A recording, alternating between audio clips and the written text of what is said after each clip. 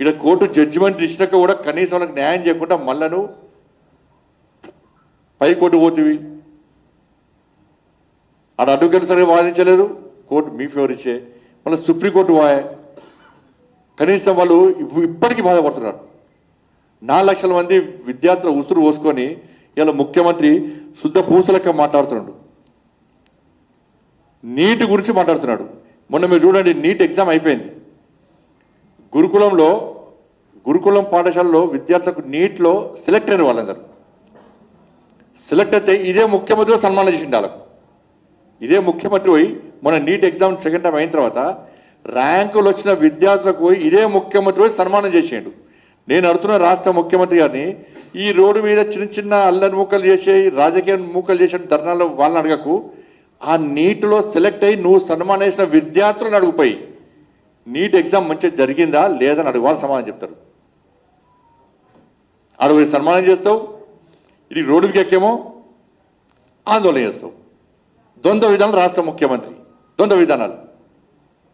NEET exam మంచి నడుస్తుంది కదా, నువ్వు గురుకుల ర్యాంక్స్ వచ్చిన సన్మానం చేసింది, అది ఎట్లా కరెక్ట్ అవుతుంది? ఇప్పుడు ఎట్లా తప్పంటున్నావు నువ్వు? ఇక గ్లోబల్ అయిన సంస్థ గురించి మాట్లాడుతున్నాడు రాష్ట్ర ముఖ్యమంత్రి. వీళ్ళిద్దరు చీకటి ఒప్పందాలు, ఇద్దరి కేటీఆర్కును రాష్ట్ర ముఖ్యమంత్రికి చీకటి ఒప్పందం ఇద్దరికి. గ్లోబల్ అయిన సంస్థ గురించి దేశం అంతా తెలుసు. అప్పుడు అనేక మంది విద్యార్థులు చనిపోయిన విషయం రాష్ట్ర ముఖ్యమంత్రి ఒప్పుకున్నాడు. ఒక ముఖ్యమంత్రి స్థాయి వ్యక్తి అన్యాయం జరిగిందని గుర్తించినప్పుడు, ఇది తప్పు అని గ్రహించినప్పుడు, ఇది క్రైమ్ అని చెప్పి గుర్తించినప్పుడు అనుకున్నప్పుడు వెంటనే చర్యలు తీసుకోవాల్సింది పోయి నువ్వు కాంప్లైంట్ నేను తీసుకుంటా అట, నువ్వు కొట్టి అంటే నేను ఏడ్చంటే చేస్తానంటున్నది. నీ కాంప్లైంట్ సుమోటో తీసుకోరాదా? కాబట్టి ఇతను చీకటి ఒప్పందం. ఆయన కాంప్లైంట్ ఇయ్యాడు, ఈయన యాక్షన్ తీసుకోడు. ఇది ఫోన్ ట్యాపింగ్ చూస్తారు కదా, ఇది నాకు తెలిసి ఇప్పటివరకు 10,000 మందిని ఎంక్వైరీ చేసి కావచ్చు. ఇప్పటికి ఫోన్ వస్తున్నాయి ఎంక్వైరీ అని.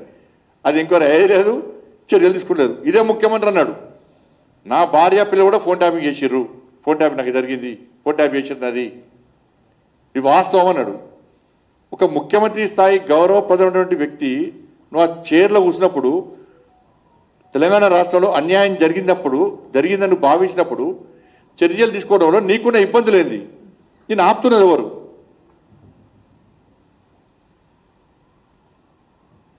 ఇప్పుడు వీళ్ళు 27 మంది విద్యార్థుల పేరెంట్స్ వాళ్ళ స్టేట్మెంట్స్ రికార్డ్ అయ్యాయి.